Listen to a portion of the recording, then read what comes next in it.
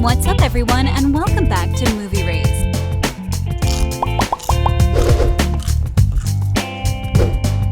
The fourth Chronicles of Narnia movie, based on The Silver Chair, has quite a complicated history. Because of how doomed the film was in the hands of big streaming networks, Netflix decided to jump in and save it. Without any further ado, here's what happened to the fourth Chronicles of Narnia and what its future looks like. The Silver Chair.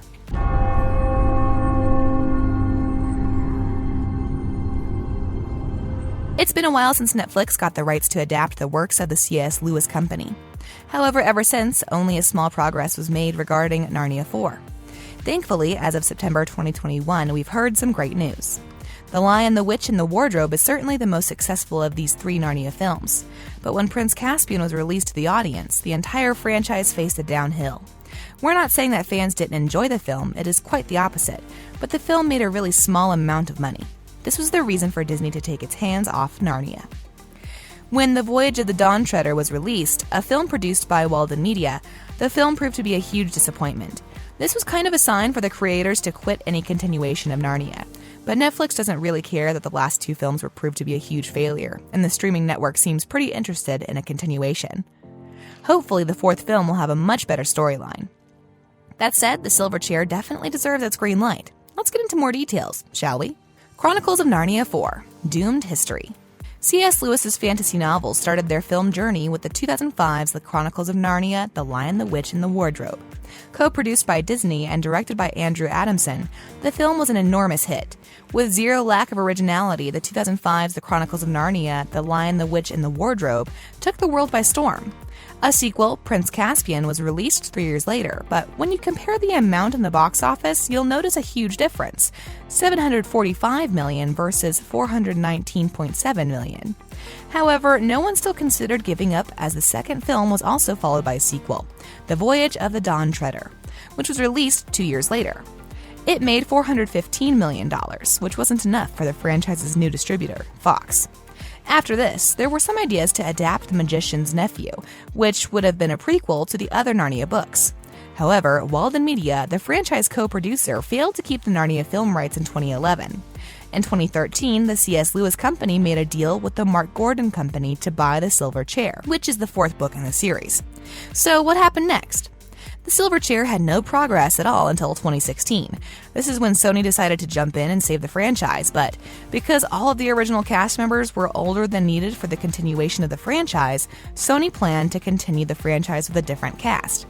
Shortly after, Joe Johnston decided to direct Narnia 4, saying that he will retire once the film is all wrapped up. But not a slight progress was made after this until November 2018, when Netflix got the rights to all 7 Narnia novels.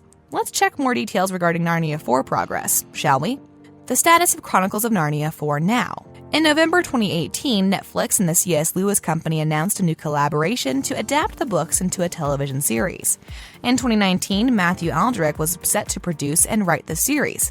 And until 2020, there were not so many details known about the continuation.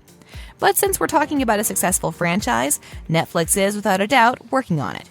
Getting a Narnia series would definitely take longer to create. Now, what does Netflix teaming up with the C.S. Lewis Company really mean? Well, Netflix is a multi-year deal, meaning that the giant streaming network has total creative freedom in producing films and series based on the books of Narnia exclusively. Back then, Ted Sarandos, who plays the co-CEO of Netflix, said C.S. Lewis's beloved Chronicles of Narnia stories have resonated with generations of readers around the world, adding that families have fallen in love with characters like Aslan and the entire world of Narnia, and were thrilled to be their home for years to come.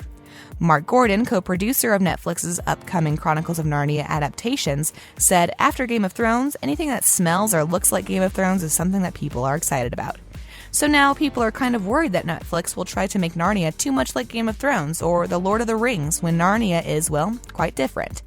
What do you guys think about this? Should Netflix try and make Narnia more approachable for fans of Lord of the Rings and Game of Thrones? Let us know. The best thing, according to us, is that Netflix has access to all 7 of the books. This opens a lot of doors for Netflix. Doors that have never been opened because of the need for a license. Before we continue, make sure you smack that like button if you haven't done it already. Matthew Aldrich as the new creator on Narnia Universe. On June 12, 2019, it was announced that the co-writer for Disney's Pixar's Coco will be working on Narnia. In a tweet, Netflix Sees What's Next account said, Coco co-writer Matthew Aldrich will serve as the creative architect and oversee the development of all films and shows adapted from C.S. Lewis's beloved Narnia universe for Netflix. In January 2020, Narnia Web announced that Douglas Gresham, stepson of C.S. Lewis, doesn't know anything about Netflix's progress with Narnia. He said they only made the deal not long ago, and ever since, he hasn't heard a word about the franchise. Adding that he is listed as the producer, but doesn't know what Netflix plans to do or how they plan to do it, or when they plan to do it for that matter. In June 2020, Narnia Web shared that Matthew Aldrich said the Netflix future plans with Narnia will be done from the perspective of kids. Characters come from understanding people. Sometimes it's about having children. He further explained that he can write kids right now because he has kids and he talks to them and he's trying to figure them out. He runs his scripts by them and he pitches them stories.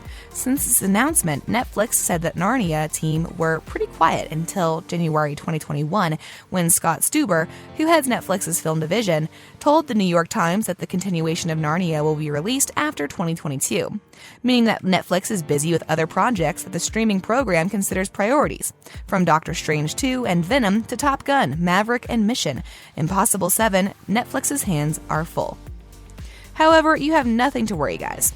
According to the Sunday Times, Netflix paid nearly $250 million for the rights to Narnia, and the streaming network will certainly create Narnia 4, but as you already heard, we won't get a film soon. Instead, expect a TV show first. Now let's check the order of Chronicles of Narnia on Netflix. Narnia is a complicated franchise that doesn't necessarily follow the books it is based on. The Lion, the Witch, and the Wardrobe is the starting point for Narnia, but The Magician's Nephew book is the prequel that will likely be used by Netflix to start the journey with.